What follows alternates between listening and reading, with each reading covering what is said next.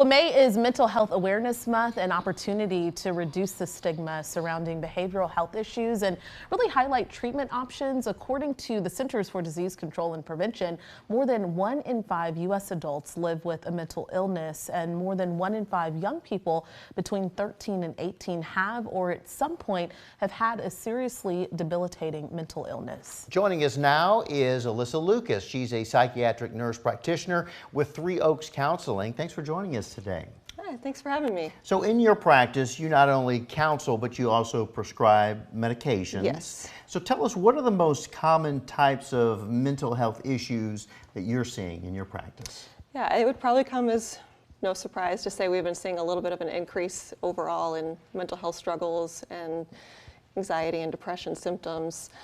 My colleagues that work with kids have been saying it seems to be happening younger and younger. One specific symptom that I think we're seeing across the board in all different offices and people of all different ages is a struggle with attention and focus. It's been really common because it can be from a lot of things. Sometimes it's exactly what people think it is, and it's ADHD. Sometimes those symptoms can come from environmental stressors, excessive screen time, or even depression. All right. And you talked about just how you all are seeing an increase in patients. We know that you all have seen increased workloads, especially since the pandemic.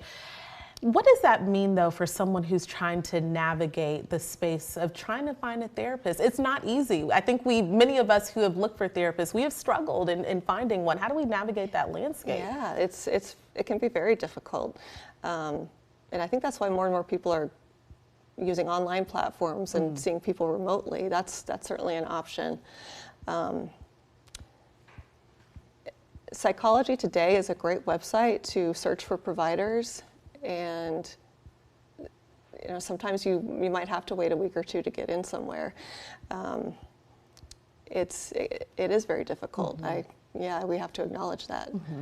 Part of accessibility is affordability, meaning Yes. that there was a time period where insurance companies or your insurance provider through your company didn't have a plan that would cover mental health. Are you seeing that changing? It seems like it is, but is that what you're witnessing? Sort of.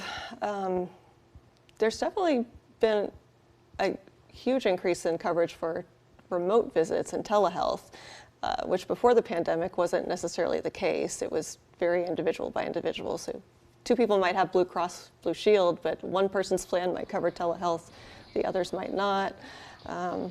One might cover counseling, but the other wouldn't cover psychiatry. It has been a little bit better, I think. For both of those things. Yeah.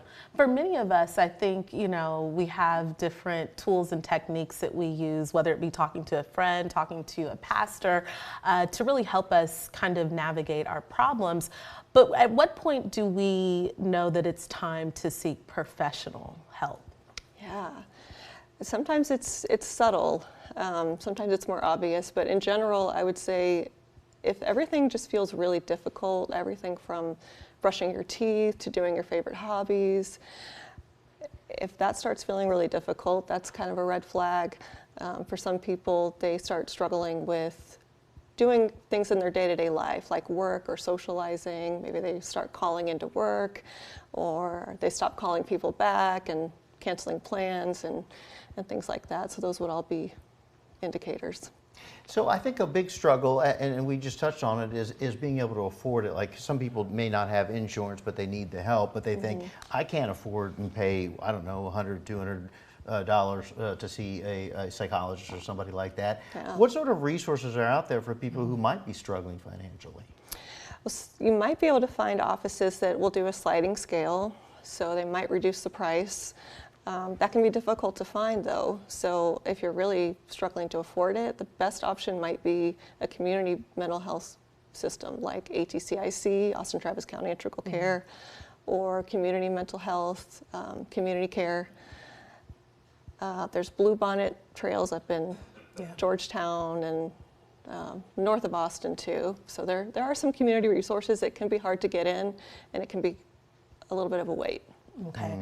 And then lastly, as we wrap up, what advice would you have for parents? Because I think as you said, you are seeing just an increase in youth coming to you dealing with debilitating mental health issues. So what advice do you have for them to ensure that their child is healthy, not only physically, but mentally?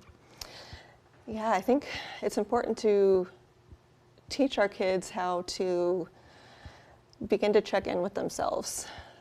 Because so much of that is the skill that you need to know when something is a problem or is lasting too long, or the feeling's maybe a little bit more intense than it should be.